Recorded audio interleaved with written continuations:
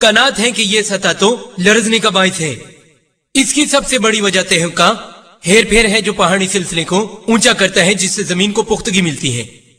और कुरान कहता है सूरतुन नबा में सूरह नंबर 78 आयत नंबर 6 से 7, हमने जमीन को वसी बनाया है, वल जिबाला औतादा, और पहाड़ों को मेखें बनाया है। कुरान कतन नहीं कहता पहाड़ों को मेखों की तरह फेंका गया, पहाड़ मेखों की तरह। अरबी का लफ्ज औताद यानी मेखें, खैमों की खूंटियां। और आज हमें पता चलता है इल्मे अर्जियात के मुताले से कि पहाड़ों की गहरी जड़ें होती हैं, और यह मामला 19वीं सदी के निस्फ में मालूम हुआ है। और हमें दिखाई देने वाले पहाड़ की सतह जमीन से ऊपर वाली सतह से कम होती है, जो ज़ेरे जमीन गहराई तक होती है। बिल्कुल उसी तरह से जैसे खूंटियों को जमीन में गाड़ा जाए। आप सिर्फ ऊपर से छोटा हिस्सा देखते हैं, ज्यादातर जमीन के नीचे होता है। बिल्कुल ग्लेशियर की चोटी की तरह आप सिर्फ ऊपर की चोटी देखते हो और उसका 90% हिस्सा पानी में होता है। कुरान कहता है सूरतुल गाशिया में सूरत नंबर 88 आयत नंबर 19 और सूरह नाजियात में सूरह नंबर 79 आयत नंबर 32, वल जिबाला अरसाहा, और पहाड़ों को जमीन में मजबूती से गाड़ दिया, पहाड़ों को जमीन से ऊंचा बनाया। आज जदीद इल्मे अर्जियात के उरूज के बाद, जो कि डॉक्टर विलियम कैम्बल ने कहा, प्लेट टेक्नोमिक के नजरिए के तहत जो कि पेश किया गया 1960 में पहाड़ी सिलसिलों के उभरने का जिक्र है। आज के माहिरीन तो ये तस्लीम करते हैं कि ये पहाड़ जमीन को मजबूत करते हैं। सारे माहिरीन नहीं, लेकिन कुछ कहते हैं। आज तक मेरी नजर में कोई ऐसी किताब नहीं गुजरी, और मैं डॉक्टर विलियम कैम्बल को खुला चैलेंज करता हूं कि वो इस सिलसिले में कोई ऐसी किताब दिखाएं, किसी माहिर अर्जियात के साथ जाती ताल्लुक न दिखाएं। ये नहीं कहा जा सकता कि डॉक्टर कीथ मोर की कही हुई बात सच्ची है या कोई सच्ची दस्तावेज है। और अगर आप किताब द अर्थ का मुताला करें, जिसका हवाला इल्मे अर्जियात की कई यूनिवर्सिटीज ने दिया है, उसके लिखारियों में से एक जिनका नाम डॉक्टर फ्रैंक प्रेस है, जो मुशीर था साबिका अमेरिकी सदर जिमी कार्टर का, एकेडमी ऑफ साइंस का सदर भी रह चुका है अमेरिका में, वो लिखता है कि पहाड़ खूंटी की शक्ल के होते हैं और इनकी जड़ें तो जमीन की गहराई तक होती हैं, और पहाड़ का काम तो जमीन को इस्तेकाम देना है। और कुरान कहता है सूरतुल अंबिया में सूरह नंबर 21 आयत नंबर 31 और सूरह लुकमान सूरह नंबर 31 आयत नंबर 10, और इसी तरह सूरह नहल सूरह नंबर 16 आयत नंबर 15 में लिखा है, और हमने पहाड़ों को मजबूती से जमीन में खड़ा किया है ताकि ना ये खुद हिले और ना ये तुम्हें हिलाए। अब हम आगे देखते हैं। पहाड़ का काम कुरान में यही बताया गया है कि वो जमीन को हिलने से बचाए। कुरान में ये कहीं नहीं लिखा कि पहाड़ जलजले को रोकते हैं। और डॉक्टर विलियम कैम्बल ने कहा, उन्होंने अपनी किताब से पढ़ा कि अगर पहाड़ी इलाके को देखा जाए जहां जलजले आते हैं और पहाड़ उसकी वजह बनते हैं। अब जरा गौर कीजिए, कुरान में ये कहीं नहीं लिखा कि पहाड़ जलजलों को रोकते हैं। अरबी में जो लफ्ज जलजले के लिए यूज होता है, डॉक्टर कैम्बल अल्पी जानते हैं, यह है जिलजाल या जलजला। इन 3 आयात में इस्तेमाल होने वाला लफ्ज जो मैंने कहा वो है तमीदा। तमीदा का मतलब है हिलाना, झुलाना या झूला देना।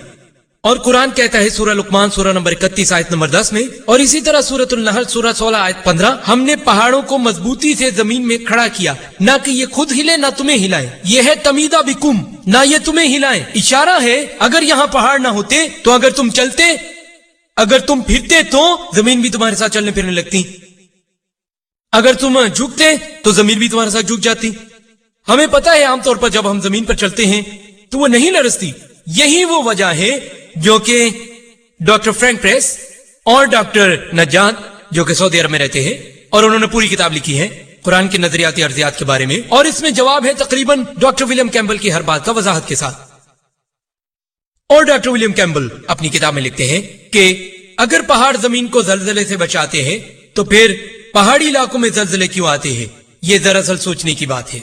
मैंने कहा कुरान में ये कहां लिखा है कि पहाड़ जलजले को रोकते हैं?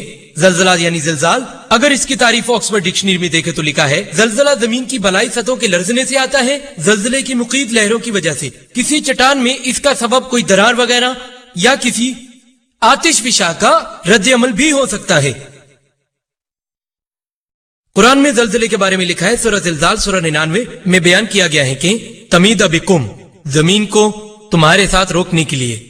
और इस बयान के जवाब में کہ پہاڑ زلزلے سے بچاؤ کا باعث ہیں، تو پھر پہاڑی علاقوں میں زلزلے کس وجہ سے آتے ہیں؟ اس کا جواب ہے، اگر میں کہوں کہ ایک میڈیکل ڈاکٹر بچاتا ہے انسان کو بہت ساری لگنے والی بیماریوں سے، اور اگر کوئی یہ کہہ دے کہ اگر ڈاکٹر ہی بچاتے ہیں لگنے والی بیماریوں سے سب انسانوں کو، تو پھر ہسپتالوں میں بیمار لوگ کیوں پائے جاتے ہیں جہاں پر گھر کی نسبت زیادہ ڈاکٹر موجود ہوتے ہیں؟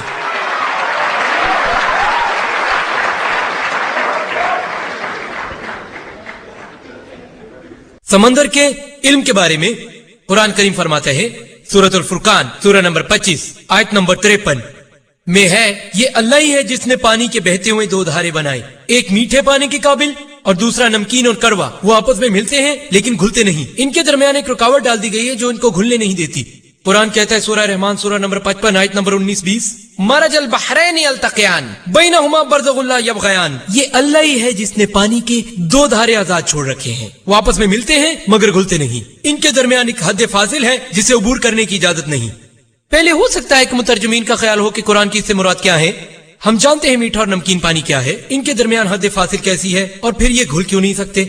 آج سمندر کے جدید علوم کی وجہ سے یہ ہم جان گئے ہیں کہ جب کبھی پانی کی ایک قسم دوسری قسم کے ساتھ مل کر بہتی ہے تو وہ اپنی انفرادیت کھو دیتی ہے، اور جس مقام پر ان کا ملاپ ہوتا ہے اور ایک تیرچھا دھارا اس جگہ بن جاتا ہے جس کو قرآن نے نام دیا ہے برزخ، نہ دکھنے والی حد۔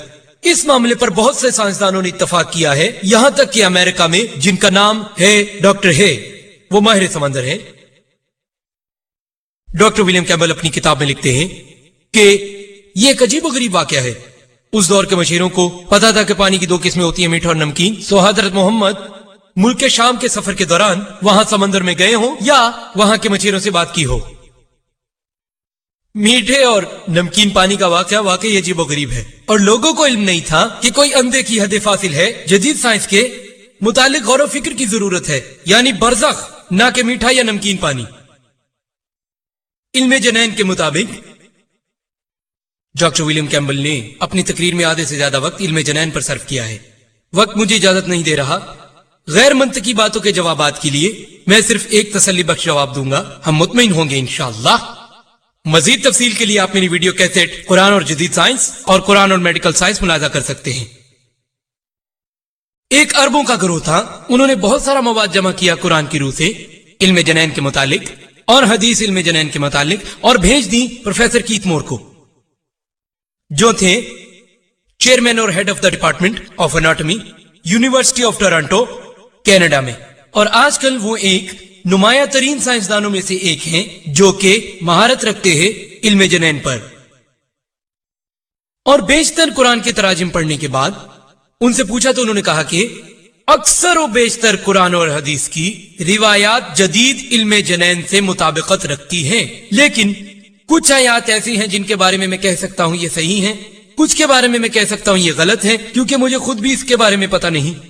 اور دو ایسی آیات، پہلی قرآنی وحی کی دو آیات ہیں، سورہ اقرا اور سورہ علق سے، سورہ نمبر 96 آیت نمبر 1 تا 2 میں کہا گیا ہے، اقرا بسم ربک الذی خلق خلق الانسان من علق، پڑھ اپنے اس رب کے نام سے جو پیدا کرنے والا ہے، جس نے انسان کو پیدا کیا چپکنے والی چیز یا جونک نما جمے ہوئے خون کے لوتھڑے سے۔ اور یہاں پر ڈاکٹر ولیم کا کہنا ہے کہ کسی لفظ کو پرکھنے کے لیے ہمیں دیکھنا ہوگا کہ اس کے کیا کیا مطلب تھے، اور جس وقت قرآن نازل ہوا اس وقت اس لفظ کے کیا معنی تھے۔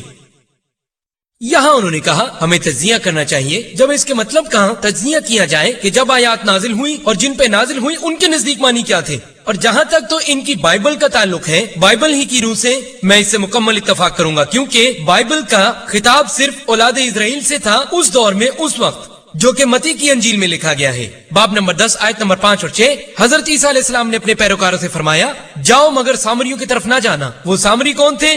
غیر یہودی، ہندو، مسلم، بلکہ تم جاؤ اسرائیل کے گھرانے کی گمشدہ بھیڑوں کے پاس۔ حضرت عیسیٰ علیہ السلام نے فرمایا، متی کی انجیل میں باب نمبر 15 آیت نمبر 24 میں ہے، میں نہیں بھیجا گیا مگر اسرائیل کی کھوئی ہوئی بھیڑوں کی طرف۔ پس معلوم ہوا کہ حضرت عیسیٰ علیہ السلام اور انجیل صرف اسرائیل کی اولاد سے تعلق رکھتے تھے۔ انجیل کے تجزیے کے لیے آپ کو وہی معنی اپنانے پڑیں گے جو اس دور میں سمجھے گئے تھے، پر قرآن اس دور میں عربوں کے لیے ہی نہیں بھیجا گیا تھا، قرآن مسلمانوں کے لیے ہی نہیں بھیجا گیا، قرآن بھیجا گیا ہے تمام انسانوں کے لیے.